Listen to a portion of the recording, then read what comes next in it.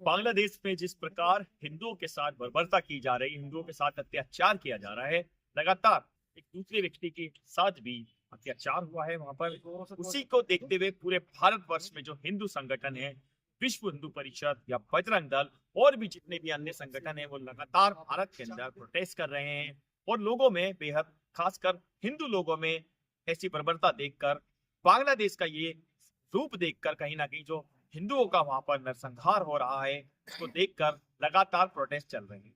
नमस्कार, मेरा नाम है राहुल बेनीवाल और आप देख रहे हैं हिंदुस्तान टुडे 24 न्यूज। देखिए, लगातार बांग्लादेश के अंदर हिंदुओं को जिस प्रकार से टारगेट किया जा रहा है, उनके ऊपर हर तरीके से जो अत्याचार हो रहा है, बर्बरता जो करी जा रही है, वो उसकी हद पार कर दी गई। देश में ही नहीं, विदेशों में जो हमारे सनातनी रह रहे हैं, जो हिंदू रह रहे हैं, वो सड़कों पर लगातार प्रोटेस्ट कर रहे हैं और इसके खिलाफ हल्ला बोल भी चल रहा है।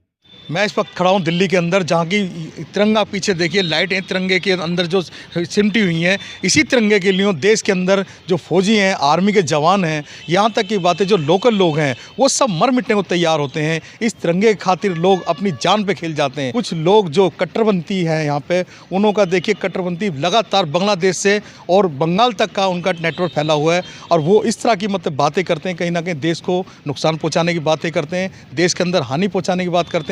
बांग्लादेश की मैं बात कर रहा हूँ। अभी बांग्लादेश के अंदर हाल ही में एक हिंदू को लड़के को मारा गया। अभी कल ही भी एक पांडे लड़का जो है उसको मारा गया है। और अभी तक भी देश के अंदर जितने प्रोटेस्ट हो रहे हैं, लगातार दिन पे दिन प्रोटेस्ट हो रहे हैं। और बंगाल जो हमारा बांग्लादेश के सटा हुआ देश है, बंगाल स्टेट, वहाँ पे एक समुदाय को लेकर मतलब जो लोग चुपचाप बैठे रहते हैं, हिंदू के ऊपर वहाँ पे अत्याचार होता है।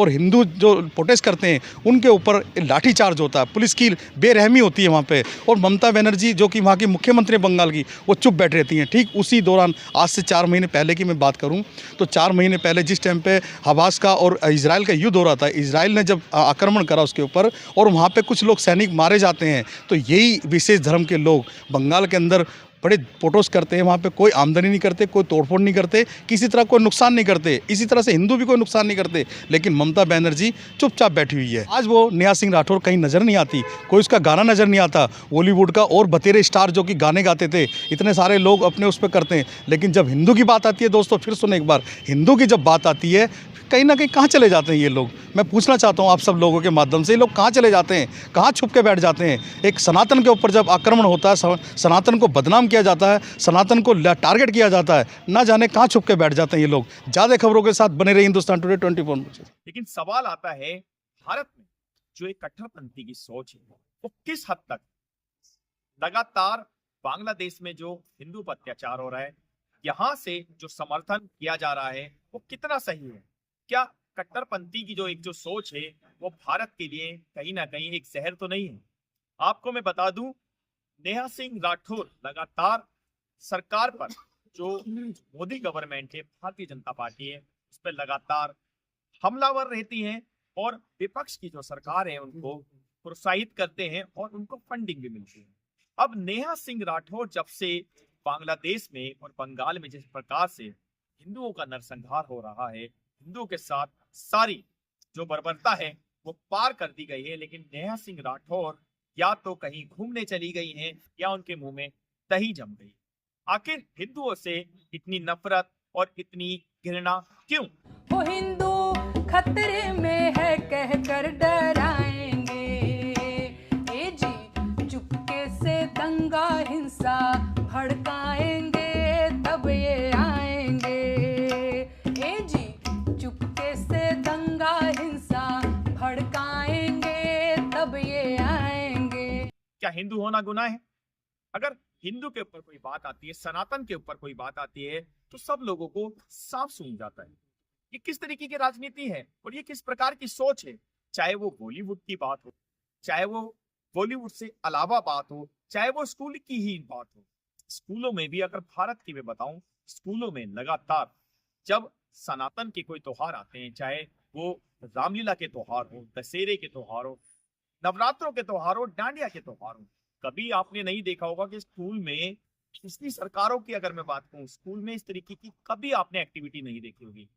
क्रिसमस आता है, आना चाहिए, ईसाइयों का बहुत बड़ा त्योहार है, लेकिन हर स्कूल के अंदर, चाहे वो प्राइवेट हो चाहे वो सरकारी हो, उसमें बच्चों को सेंटा बनाया जा रहा है। आप समझ रहे हैं, दरअसल हिंदू के साथ जो प्रोपेगेंडा है वो पुरानी सरकारों में हिंदू को टारगेट किया जाता था और हिंदू पर वो सारी चीजें थोपी जाती थी। सनातन को कहीं ना कहीं एक तरफा उनको हटाने का पूरा प्रयास किया गया था।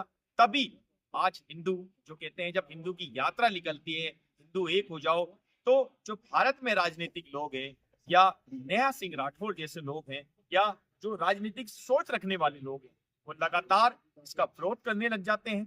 अब विरोध करने का कुछ कारण तो होना चाहिए, लेकिन इस समय अगर मैं आपको बताऊं, इस समय विपक्ष के अंदर जो बैठी हुई सरकार है वो ना तो हल्ला बोल रही है, ना किसी की कोई बाइट आ रही है। बड़े बड़े चैनल पर, इस समय नेशनल चैनल पर, हमारे चैनल पर भी लगातार इस मुद्दे को उठाया जा रहा है। हम ऐसे मुद्दों को जरूर उठाएंगे क्योंकि यहाँ पर बात आ रही है एक सनातनी की, एक हिंदू की। ज्यादा खबरों के लिए देखते रहे हिंदुस्तान टुडे 24 न्यूज, जनता की आवाज के साथ। बहुत बहुत धन्यवाद।